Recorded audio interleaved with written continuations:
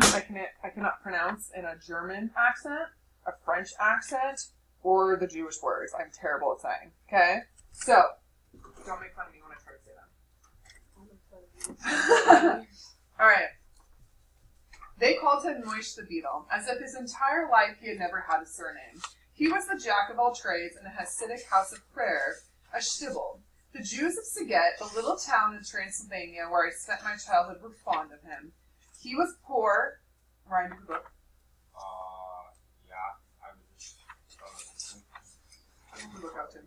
He was poor and lived in utter penury. As a rule, our townspeople, while they did help the needy, did not particularly like them. Moish the Beetle was the exception. He stayed out of people's way. His presence bothered no one. He had mastered the art of rendering himself insignificant, invisible. Physically, he was as awkward as a clown. His waif-like shyness made people smile. As for me, I liked his wide, dreamy eyes gazing off in the distance. He spoke little.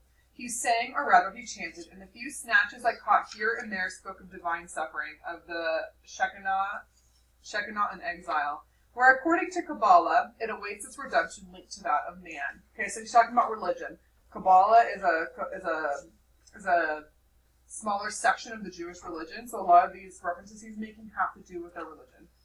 I met him in 1941. I was almost 13 and deeply observant.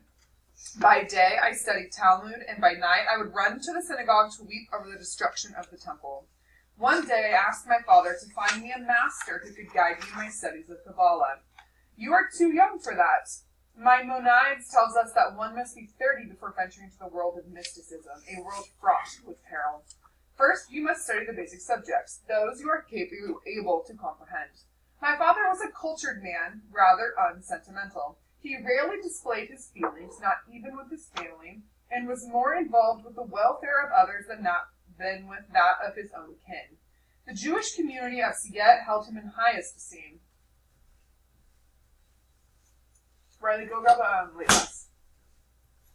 His advice on public and even private matters was frequently sought. There were 4 of us children, Hilda, the eldest, then Bee. I was the third, and the only son, Zipporah, was the youngest. My parents ran the store.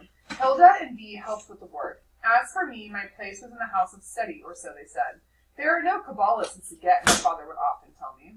He wanted to drive the idea of studying Kabbalah from my mind. In vain, I succeeded on my own in finding a master for myself in the person of Moish the Beetle.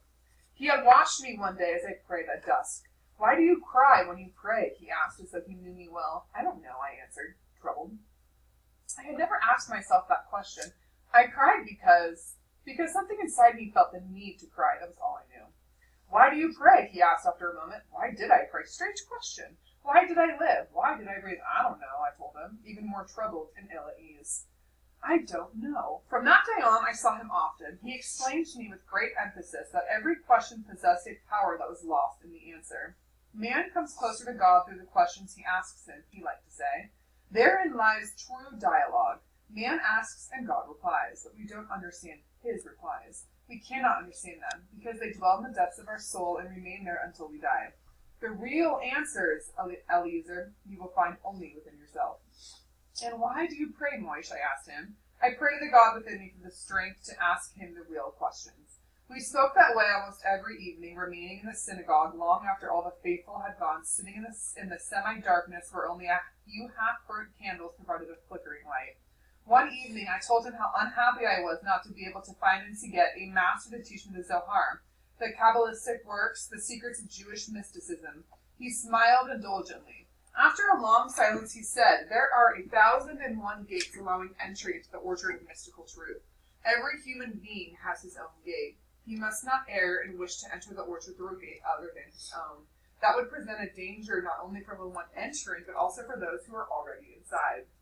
And Moish the Beetle, the poorest of the poor of Saget, spoke to me for hours on end about the Kabbalah's revelations and its mysteries. Thus began my initiation. Together we would read over and over again the same page of the Zohar, not to learn it by heart, but to discover within the very essence of divinity. And in the course of those evenings, I became convinced that Moish the Beetle would help me enter eternity, into that time when question and answer would become one. If you guys go to your resource guide, Where is it? I think I gave one away. Do you have one? Anyone else those out? So if you go to a guide to Jewish references, Zohar is the book of splendor, a commentary on the 5 books of Moses and the major work of the Kabbalah. So when we're talking about the Zohar, it's an additional book similar to the Bible. And then Kabbalah is Jewish mysticism. You guys might be too young for this, but when I was your guys' age, a bunch of celebrities started showing up with like red strings on their wrists, and that's a lot of celebrities turned to Kabbalah when I was your guys' age, and everyone was really interested in the red string. But it has to do with this religion. Basically, followers believe that every aspect of the Torah has hidden meanings that link to the spiritual world to everyday life. The teachings of the Kabbalah can be found in the Zohar, which was compiled in the 13th century. Okay? So, it's almost like this mystery, a little bit. Like there's some sort of hidden meaning behind some of the Jewish references. Kind of. Did you go here? Yeah, hold on. So it's kind of like another religion in a religion? Yeah, it's like almost, you know what it reminds me of when it's talking about hidden meanings is like national treasure, things like that, when you're looking for hidden meanings within something itself. So it's kind of like a secondary section of the Jewish religion. And what other words have we gone over? And it also says Beadle is a caretaker, a man of all work in the synagogue. So he says Moshe the Beadle, he's really defined by what he does. Okay? Hold on just a second.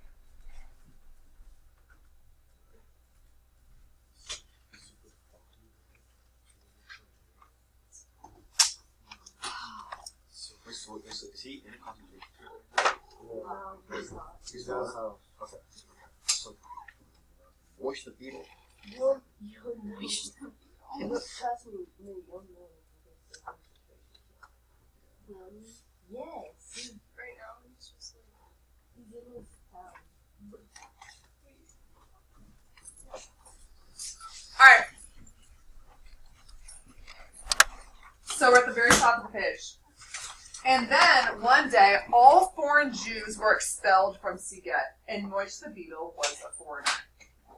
Crammed into cattle cars by the Hungarian police, they cried silently. Standing on the station platform, we too were crying. The train disappeared over the horizon. All that was left was thick, dirty smoke. Marion, your charger's underneath my desk. Oh, I'm good. Behind me, someone said, sighing, "What do you expect? That's war." The deportees were quickly forgotten. A few days after they left, it was rumored that they were in Galicia, working, and even that they were content with their fate. Days went by, then weeks and months. Life was normal again. A calm, reassuring wind blew through our homes. The shopkeepers were doing good business, the students lived among their books, and the children played in the streets. Do you guys remember that poem that you had to analyze first they came? Okay. So do you guys notice all the foreign Jews were kicked out, right? And they're stuck in cattle cars. Here's what a cattle car looks like. Think of a tin box with no windows. Think how hot that would be. Like a trim. But it's like an iron train, right? Because we didn't have that back then. Kind of like a free car. Yes. And now they're putting people in them. And someone says, behind me, someone said, sign, "What do you expect? That's war." Do you guys see that theme already kind of starting? Like, they were also Jews. And they were like, well, sorry about it. Peace, guys. Okay, that's war. So you already can kind of see that poem connecting, right? At first they came for them, and then they came for me. Because you know what's going to come. Days went by, then weeks and months. Life was normal again. Oh, I already read that. I'm sorry. One day, as I was about to enter the synagogue, I saw Moshe the Beadle sitting on a bench near the entrance. He told me what had happened to him and his companions. The train with the deportees had crossed the Hungarian border and once in Polish territory had been taken over by the Gestapo. The train had stopped. The Jews were ordered to get off and onto waiting trucks. The trucks headed toward a forest. There, everybody was ordered to get out. They were forced to dig huge trenches. When they had finished their work, the men from the Gestapo began theirs. Without passion or haste, they shot their prisoners, who were forced to approach the trench one by one and offer their necks. Infants were tossed into the air and used as targets for the machine guns. This took place in the Galician forest near Kolomen. How had he, Moshe the Beadle, been able to escape? By a miracle, he was wounded in the leg and left for dead. Who's Moise the Beetle? Moishe the Beetle is a kid that was in Saget with him. So he worked in the synagogue. He was the one that he was trained in Kabbalah. And so because Eliezer really... By the way, who is Eliezer? The author, right? The author is Eli, but in this book, he's not saying I. He's made this character, he's made himself a character named Eliezer. Okay? So Moishe the Beetle was a foreign Jew. So when, at this wartime, all the foreign Jews were kicked out of Saget. Okay, so he experiences this, lives, and comes back to warn everyone else. Day after day, night after night, he went from one Jewish house to the next, telling his story and that of Malka, the young girl who lay dying for 3 days, and that of Toby, the tailor, who begged to die before his sons were killed. Moishe was not the same. The joy in his eyes was gone. He no longer sang. He no longer mentioned either God or Kabbalah. He spoke only of what he had seen, but people not only refused to believe his tales, they refused to listen. Some even insinuated that he only wanted their pity, that he was imagining things. Others flatly said that he had gone mad. As for Moishe, he wept and pleaded, Jews, listen to me, that's all I ask of you. No money, no pity, just listen to me. He kept shouting in synagogue between the prayer at dusk and the evening prayer. Even I did not believe him. I often sat with him after services and listened to his tales, trying to understand his grief. But all I felt was pity. They think I'm mad, he whispered, and tears, like drops of wax, flowed from his eyes. Once I asked him the question, why do you want people to believe you so much? In your place, I would not care whether they believed me or not. He closed his eyes as if to escape time. You don't understand, he said in despair. You cannot understand. I was saved miraculously. I succeeded in coming back. Where did I get my strength? I wanted to return to Saget to describe to you my death so that you might ready yourselves while there is still time. Life?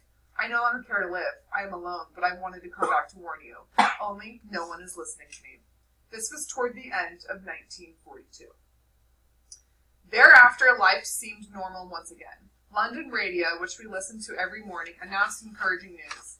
The daily bombings of Germany and Stalingrad, the preparation of the second front. And so we, the Jews of Saget, waited for better days that surely were soon to come. I continued to devote myself to my studies, Talmud during the day and Kabbalah at night. My father took care of his business and the community. My grandfather came to spend Rosh Hashanah with us so as to attend the services of the celebrated Reb Borscht. My mother was beginning to think it was high time to find an appropriate match for Hilda. Thus passed the year 1943. So, if we look at the timeline, okay, in 1942, Nazi officials turned over the final solution, their plan to kill all European Jews, to the bureaucracy. 5 more death camps began in operation in Poland. In March of that year, about 25% of the Jews who died in the Holocaust have already perished. And the ghettos of Eastern Europe are emptied as thousands of Jews are shipped to death camps. Okay? So, when Moishe the Beetle is trying to warn the Jews of Saget, the Jews are already being slaughtered, right? Why don't the Jews believe him? Why don't you think the community believes him? Why is everyone saying, oh, you're just gone crazy? Because they're ignorant. They're ignorant? Okay, what are we going to say? Because they don't want to accept that could happen to them. Okay, they don't want to accept that it could happen. Any other ideas? Yeah, Erica? Because he's like a person of the church, he might be like going crazy with like whatever he's doing. Okay, Ryan? The thing might be is that they don't want to like drop everything and leave like what they work for, because like what he's saying is like he's working on the study, so it's not like he's like sitting there like doing nothing. He's working towards like to achieve something in life. He doesn't just want to drop it just to listen. No one wants to like bounce from where they're at, right? No one wants to just get up and leave everything they own. That's not something you're comfortable with doing. I hate moving in general. Doing anything different in general. Imagine just leaving all your stuff because some kid warns you, right? Some foreigner warns you about this. Okay, spring 1944. So we've progressed a lot in terms of the Nazis' final solution, right? To kill every European Jew. Splendid news from the Russian front. There could no longer be any doubt Germany would be defeated. It was only a matter of time, months, or weeks perhaps. The trees were in bloom. It was a year like so many others, with its spring, its engagements, its weddings, and its births. The people were saying the Red Army is advancing with giant strides. Hitler would not be able to harm us, even if he wants to. Yes, we even doubted his resolve to exterminate us. Annihilate an entire people, wipe out a population dispersed throughout so many nations, so many millions of people. By what means? In the middle of the 20th century? And thus my elders concerned themselves with all manner of things, strategy, diplomacy, politics, and Zionism, but not with their own fate. Even Moish the beadle had fallen silent. He was weary of talking. He would drift through the synagogue or through the streets, hunched over, eyes cast down, avoiding people's gaze. In those days, it was still possible to buy emigration certificates to Palestine. I had asked my father to sell everything, to liquidate everything, and to leave. So he is trying to convince his dad, you can get to Palestine, right? We can leave before this happens. And the dad's like, he says, I'm too old, my son. Too old to start a new life. Too old to start from scratch in some distant land. They're so unaccepting, right? They don't want to believe this is happening. Budapest radio announced that the fascist party had seized power. The regent Miklos Horthy was forced to ask the leader of the pro-Nazi nihilist party to form a new government. Yet, we were still not worried. Of course we had heard of the fascists, but it was all in the abstract. It meant nothing more to us than a change of ministry. The next day brought really disquieting news. German troops had penetrated Hungarian territory with the government's approval. Finally, people began to worry in earnest. One of my friends, Moish Chain Berkowitz, returned from the capital for Passover and told us, the Jews of Budapest live in an atmosphere of fear and terror. Anti-Semitic acts take place every day in the streets, on the trains. The fascists attack Jewish stores, synagogues. The situation is becoming very serious. The news spread through Siget like wildfire. Soon that was all people talked about, but not for long. Optimism soon revived. The Germans will not come this far. They will stay in Budapest for strategic reasons, for political reasons. In less than 3 days, German army vehicles made their appearance on our streets. Erica. Where is he? What country? Transylvania. That's a country. Let me see if my board works today. Wait, so is he the one telling everyone that the Germans are coming? Is That's he the one, or that's is Moish the beadle. Okay. His friend. And he believes him? He says even I doubt him, right? But why would you want to believe that? So, oh,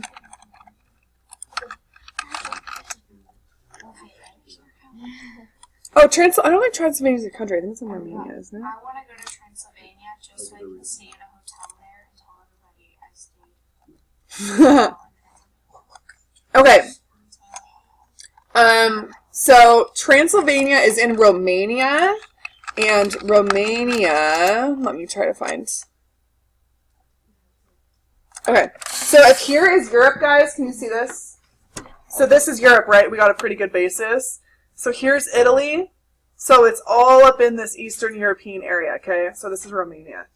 Isn't it close to like the Czech Republic?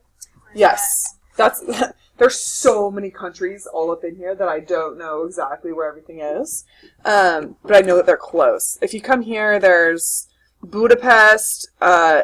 This is Turkey. So here's Germany, right? So it's not far. And remember, they had just gone into Budapest, so they were in the next country over. They're like, they'll stay in Budapest, political reasons, strategy reasons. Okay. Yes. Transylvania is where Dracula is set. So that's like what always comes to mind. Okay. Alright. Anguish. German soldiers with their steel helmets and their death's head emblem. Still, our first impressions of the Germans were rather reassuring. The officers were billeted in private homes, even in Jewish homes. Their attitude toward their host was distant but polite. They never demanded the impossible, made no offensive remarks, and sometimes even smiled at the lady of the house. A German officer lodged in the Kahn's house across the street from us. We were told he was a charming man, calm, likable, and polite. 3 days after he moved in, he brought Mrs. Kahn a box of chocolates. The optimists were jubilant. Well, what did we tell you? You wouldn't believe us. There they are, your Germans. What do you say now? Where is their famous cruelty? The Germans were already in our town. The fascists were already in power. The verdict was already out, and the Jews of Siget were still smiling. So, he's using lots of foreshadowing, right? And the fact that this is ironic, that everyone knows what's happened, but they're like, they're fine, they're nice, okay? They're living with us, we're hosting them. The 8 days of Passover. The weather was sublime. My mother was busy in the kitchen. The synagogues were no longer open. Great, can you sit up? People gathered in private homes. No need to provoke the Germans. Almost every rabbi's home became a house of prayer. We drank, we ate, we sang. The Bible commands us to rejoice during the 8 days of celebration, but our hearts were not in it. We wished the holiday would end so as not to have to pretend. On the 7th day of Passover, the curtain finally rose. The Germans arrested the leaders of the Jewish community. From that moment on, everything happened very quickly. The race toward death had begun. First edict: Jews were prohibited from leaving their residences for 3 days, under penalty of death. Moish the beetle came running to our house. I warned you, he shouted, and left without waiting for a response. The same day, the Hungarian police burst into every Jewish home in town. A Jew was henceforth forbidden to own gold, jewelry, or any valuables. Everything had to be handed over to the authorities under penalty of death. My father went down to the cellar and buried our savings. As for my mother, she went on tending to the many chores in the house. Sometimes she would stop and gaze at us in silence. 3 days later, a new decree. Every Jew had to wear the yellow star. Where are we at in terms of our 10 stages of genocide? We're now in symbolism, right? We are now identifying a group of people as different than us. Why did he put denial at the really end? Well, because Because those who are involved don't want to believe of what they just did.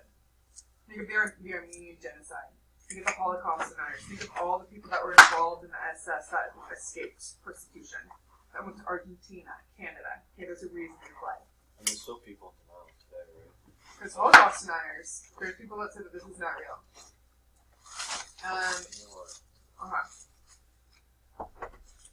Some prominent members of the community came to consult with my father, who had connections at the upper levels of the Hungarian police. They wanted to know the thought of the situation. My father's view was that it was not all bleak, or perhaps he just did not want to discourage the others to throw salt on their wounds. The yellow star, so what? It's not lethal.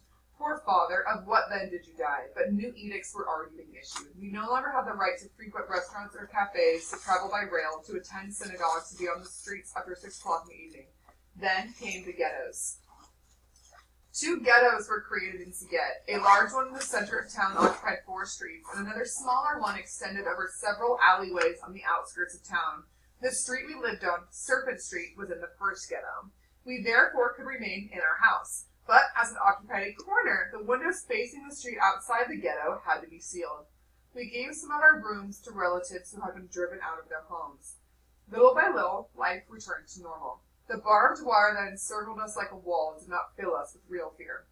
In fact, we felt that this was not a bad thing. We were entirely among ourselves. A small Jewish republic, a Jewish council was appointed, as well as a Jewish police force, a welfare agency, a labor committee, a health agency, a whole governmental apparatus. People thought this was a good thing. We could no longer have to look at all those hostile faces, endure those heat-filled stares. No more anguish. We would live among Jews, among brothers. Of course, there still were unpleasant moments. Every day the Germans came looking for men to load coal into the military trains. Volunteers for this kind of work were few, but apart from that, the atmosphere was oddly peaceful and reassuring. Most people thought that we would remain in the ghetto until the end of the war, until the arrival of the Red Army. Afterward, everything would be as before. The ghetto was ruled by neither German nor Jew. It was ruled by delusion. Some 2 weeks before Shavuot, a sunny spring day, people strolled seemingly carefree through the crowded streets. They exchanged cheerful greetings. Children played games, whirling hazelnuts on the sidewalks. Some schoolmates and I were in Ezra Malich's garden studying a Talmudic treatise. Night fell. Some 20 people had gathered in our courtyard. My father was sharing some anecdotes and holding forth on his opinion of the situation. He was a good storyteller. Suddenly the gate opened and Stern, a former shopkeeper who now was a policeman, entered and took my father aside. Despite the growing darkness, I could see my father turn pale. What's wrong? I asked. I don't know. I have been summoned to a special meeting of the council. Something must have happened. The story he had interrupted would remain unfinished. I'm going right now, he said. I'll return as soon as possible. I'll tell you everything. Wait for me. We were ready to wait as long as necessary. The courtyard turned into something like an antechamber to an operating room. We stood, waiting for the door to open. Neighbors, hearing the rumors, had joined us. We stared at our watches. Time had slowed down. What was the meaning of such a long session? I have a bad feeling, said my mother. This afternoon I saw new faces in the ghetto. 2 German officers, I believe they were Gestapo. Since we've been here, we have not seen a single officer. It was close to midnight. Nobody felt like going to sleep, though some people briefly went to check on their homes. Others left, but asked to be called as soon as my father returned. At last, the door opened, and he appeared. His face was drained of color. He quickly surrounded. Tell us what's happening. Say something. At that moment, we were so anxious to hear something encouraging, a few words telling us that there was nothing to worry about, that the meeting had been routine, just a review of welfare and health problems. But one glance at my father's face left no doubt. The news is terrible, he said at last, and then one word, transports. The ghetto was to be liquidated entirely. Departures were to take place street by street starting the next day. We wanted to know everything, every detail. We were stunned, yet we wanted to fully absorb the bitter news. Where will they take us? That was a secret for all except one, the president of the Jewish Council. But he would not tell, or could not tell. The Gestapo had threatened to shoot him if he talked. So what just happened? Went to a meeting? So he went to, he's part of the Jewish Council, Oh. right? So he's one of the select members in charge of this ghetto, okay? Think of what you guys say as a ghetto today, right? How has that word evolved? Think of that. So they're going to liquidate the ghetto. They're going to get rid of everyone in the ghetto. Same thing that happened to the foreign Jews of Siget the year before, right? That no one paid attention to. So they're going to get rid of all of them. Okay, they know what's happening when the Jews go somewhere.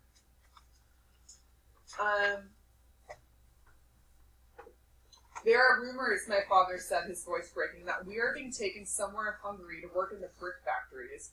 It seems that here we are too close to the front. After a moment's silence, he added, each of us will be allowed to bring his personal belongings. A backpack, some food, a few items of clothing, nothing else. Again, heavy silence. Go and wake the neighbors, said my father. They must get ready. The shadows around me roused themselves as if from a deep sleep and left silently in every direction. I have a question. Yeah. Why would they let them take stuff if they're gonna kill them anyway? It was to go down a fake illusion, and they didn't kill all of them. Some of them they Well, put they're in being the transported. So, here's the thing, Ben. A lot of what isn't really, some of those things in history that gets kind of lost, they didn't just bring the Jews to slaughter them, they forced them into slave labor. So they starved them like nearly to death. You guys have seen pictures of Holocaust survivors, right? Yes, from history. Okay. So they forced them to do their work. So they, for free, they would produce things for the war. So they were in there making bricks. They were the ones that were doing everything for the SS and the government, but they weren't getting paid, and they were being starved and beaten and tortured. Right? So, and they would select, and you guys will see this. They will select her. They'd be like, okay, you're gonna die. No, okay, you're gonna be a slave. So they would literally just like, you're dead, you're good, nope, not you. So it was a selection process. So the people that they wanted to be in, to do work for them, they needed some things, okay? And also the fake illusion, it's almost like, if we go back to genocide, like the mental harm, right? Of thinking you're gonna live and then getting there and seeing what's actually happening. But remember, Jews can't own anything of value. So when they're bringing things, they're bringing some food. And then they don't have to provide food. Right. Alright. For a moment, we remained alone. Suddenly, Batia Reich, a relative who lived with us, entered the room. Someone is knocking at the sealed window, the one that faces outside. It was only after the war that I found out who had knocked that night. It was an inspector of the Hungarian police, a friend of my father's. Before we entered the ghetto, he had told us, don't worry, I'll warn you if there is danger. Had he been able to speak to us that night, we might still have been able to flee. But by the time we succeeded in opening the window, it was too late. There was nobody outside. The ghetto was awake. One after the other, the lights were going out behind the windows. I went into the house of one of my father's friends. I woke the head of the household, a man with a gray beard and the gaze of a dreamer. His back was hunched over from untold nights spent studying. Get up, sir, get up. You must ready yourself for the journey. Tomorrow you will be expelled, you and your family, you and all the other Jews. Where to? Please don't ask me, sir. Don't ask questions. God alone could answer you. For heaven's sake, get up. He had no idea what I was talking about. He probably thought I had lost my mind. What are you saying? Get ready for the journey? What journey? Why? What is happening? Have you gone mad? Half asleep, he was staring at me, his eyes filled with terror, as though he expected me to burst out laughing and tell him to go back to bed. To sleep. To dream. That nothing had happened. It was all in jest. My throat was dry and the words were choking me, paralyzing my lips. There was nothing else to say. At last he understood. He got out of bed and began to dress automatically. Then he went over to the bed where his wife lay sleeping and with infinite tenderness touched her forehead. She opened her eyes and it seemed to me that a smile crossed her lips. Then he went to wake his two children. They woke with a start, torn from their dreams. I fled. Time went by quickly.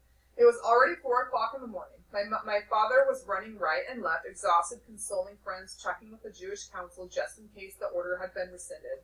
To the last moment, people clung to hope. The women were boiling eggs, roasting meat, preparing cakes, sewing backpacks. The children were wandering aimlessly, not knowing what to do with themselves to stay out of the way of the grown-ups. Our backyard looked like a marketplace. Valuable objects, precious rugs, silver candlesticks, Bibles and other ritual objects were strewn over the dusty grounds, as pitiful relics that seemed never to have had a home. All this under a magnificent blue sky. By 8 o'clock in the morning, weariness had settled into our veins, our limbs, our brains like molten lead. I was in the midst of prayer when suddenly there was shouting in the streets.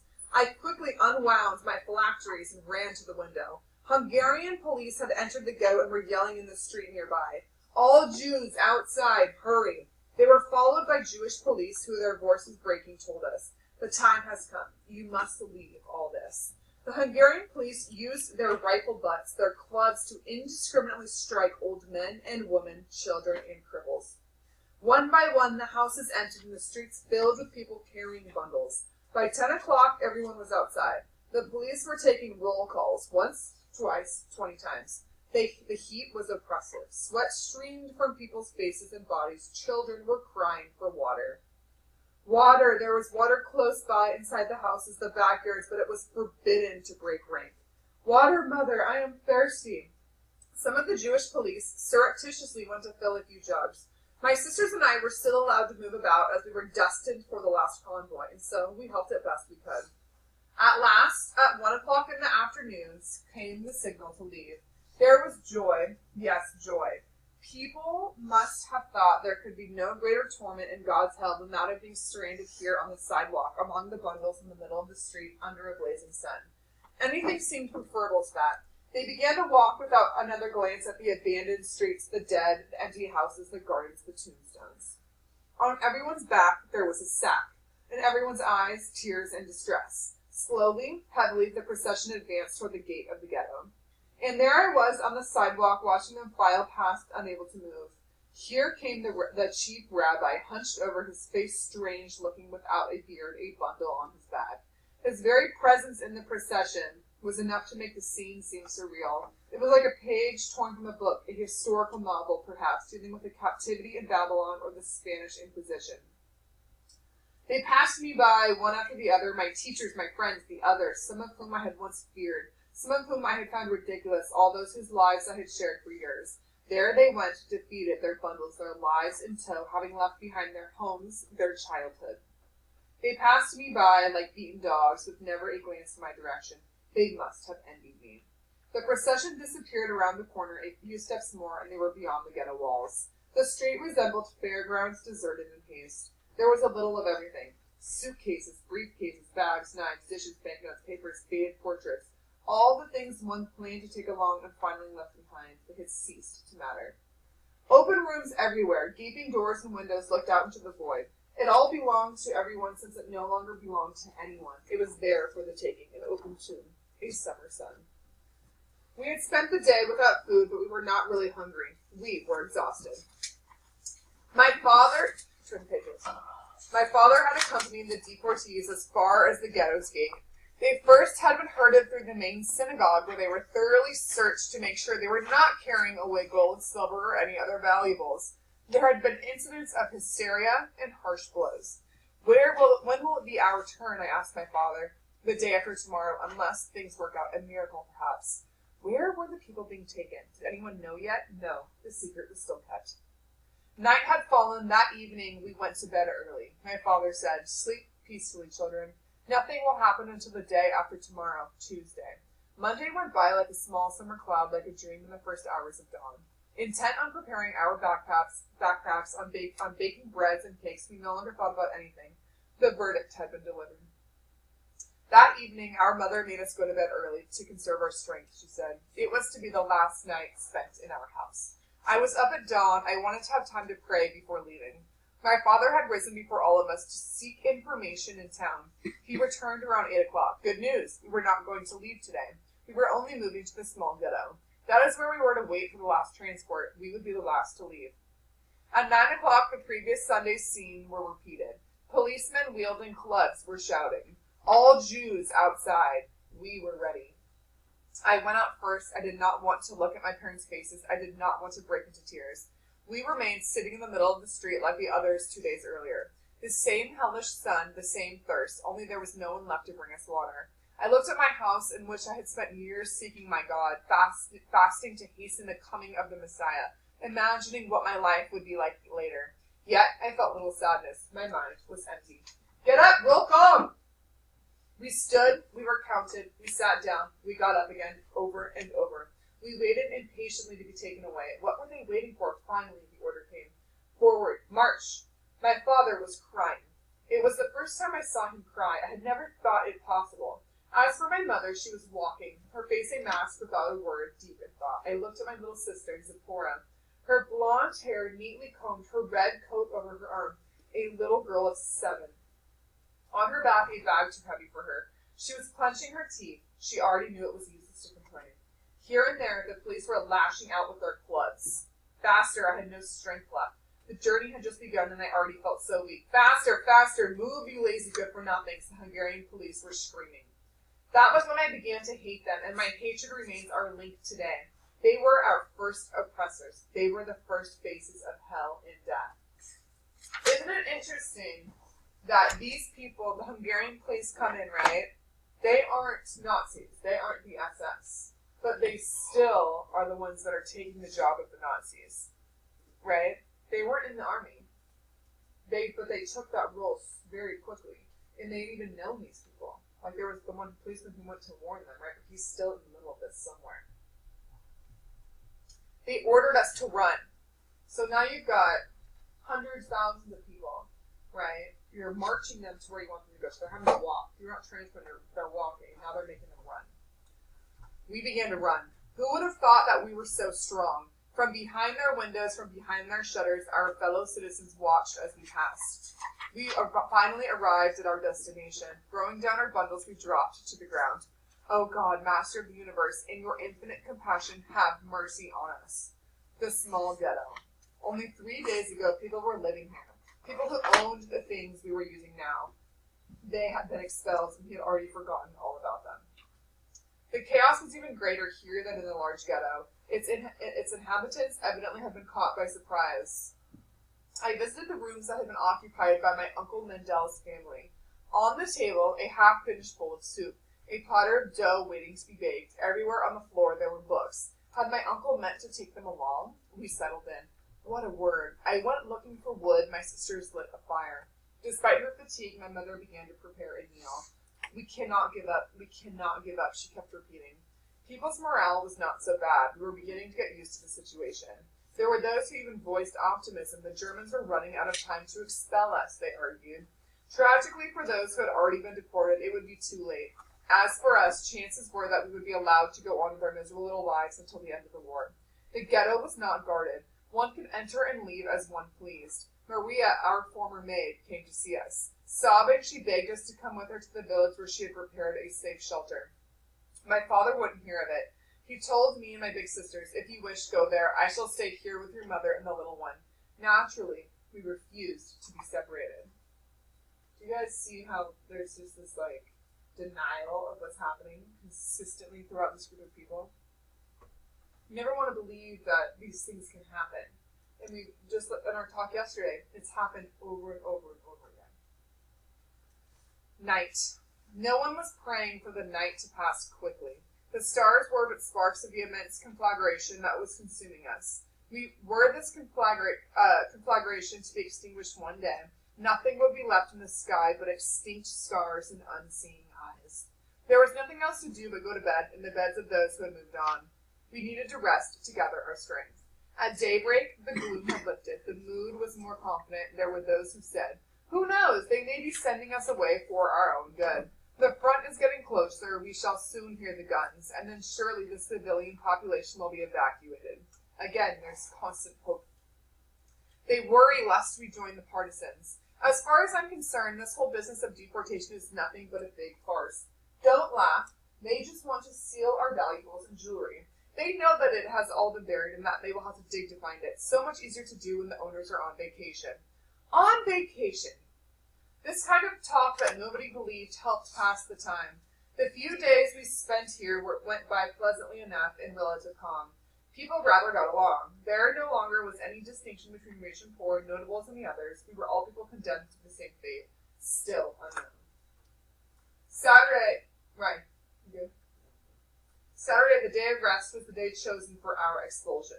The night before, we had sat down to the traditional Friday night meal. We had said the customary blessings over the bread and the wine and the swallow of the food in silence. We sensed that we were gathered around the familial table for the last time. I spent that night going over memories and ideas and was unable to fall asleep. At dawn, we were in the street, ready to leave. This time, there were no Hungarian police. It had been agreed that the Jewish Council would handle everything by itself. Our convoy headed toward the main synagogue. The town seemed deserted, but behind the shutters, our friends of yesterday were probably waiting for the moment when they could loot our homes. What does that mean? The town seemed deserted, but behind the shutters, our friends of yesterday were probably waiting for the moment when they could loot our homes. Yeah, well, you can compare it to Paul again, like, at first they came for it, and they didn't really care that they expelled the Jews. All they cared about was really getting their wealth, their riches and stuff, instead of making a fuss about it and creating protests. And what do they mean by friends of yesterday? What does it mean by that? Wasn't that like the German officers who were like nice to them, but then they like transported them so they were not gonna steal their stuff? Okay. Anyone else? Yeah, I Alice? think it's not exactly talking about like their friends. I think it's just people that they like became acquaintances with through what they've been going through. Okay. And think of this too, right? They're in this town. They know people there. These are all small areas in Romania. Okay? Our friends of yesterday. He's also making comparison to the people who did nothing. Right? The people who sat by and watched this happen. All those people who they once knew, maybe not friends, but they knew these people, right? They're going to go in and go back and find wherever they buried. So our friends of yesterday are going to loot everything we had. Okay? So again, he's talking about bystanders. There's a lot of that in this stuff. The synagogue resembled a large railroad station. Baggage and tears, the altar was shattered, the wall covering shredded, the walls themselves bare. There were so many of us we could hardly breathe. The 24 hours we spent there were horrendous. The men were downstairs, the women upstairs. It was Saturday, the Sabbath, and it was as though we were there to attend services. Forbidden to go outside, people relieved themselves in a corner. Okay, so they couldn't go outside, so people were just going to the bathroom in the corners of the synagogue, the place of worship. Okay, imagine how, like, what's the word I'm looking for? How important or symbolic a synagogue or church is for someone of that religion, okay? And they're forcing them to urinate and defecate, basically, in that place of worship. The next morning, we walked toward the station where a convoy of cattle cars was waiting. The Hungarian police made us climb into the cars, 80 persons in each one. They handed us some bread, a few pails of water. They checked the bars on the windows to make sure they would not come loose. The cars were sealed. One person was placed in charge of every car. If someone managed to escape, that person would be shot. 2 Gestapo officers strolled down the length of the platform. They were all smiles. All things considered, it had gone smoothly. A prolonged whistle pierced the air. The wheels began to grind, and we were on our way. Okay? Thoughts? Those are some lengthy sections. Yeah, and I'm stopping to, like, talk to you guys, too, so on your own it's quicker. What? I never noticed that one part, it actually, like, has the title Night. Night is a major symbol throughout this book, okay? And you guys, I think it's actually on your assignment today. So, let's go to English 2 modules. So what you're doing now is you're doing a discussion board. Okay, on this discussion board, here we go. The word night is a key word in this section of the book. What does the word mean early in the first chapter, and how does the meaning change as the chapter progresses? Okay? So when he first says night, I think it's like 10 pages in, and he's talking about things happening at night. And then by the end of the end of the first section, there's a whole little thing that says night. Okay? Nights. So it's kind of developed, and it's going to develop throughout the whole rest of the book. We're going to follow it. It's the reason the title is, okay? So you're going to respond once and then respond to 2 others. And then you're going to complete some reading questions. So in your reading questions, some of it is factual, okay? So you're going to literally go back and find the answers. And some are going to ask you to... Like number 3, how important is religion to the way Eliezer defines his identity? That's kind of you being like, okay, he's obviously religious. How does his identity use that? All right? So go to work on the discussion board and then you're reading questions. It's a pen.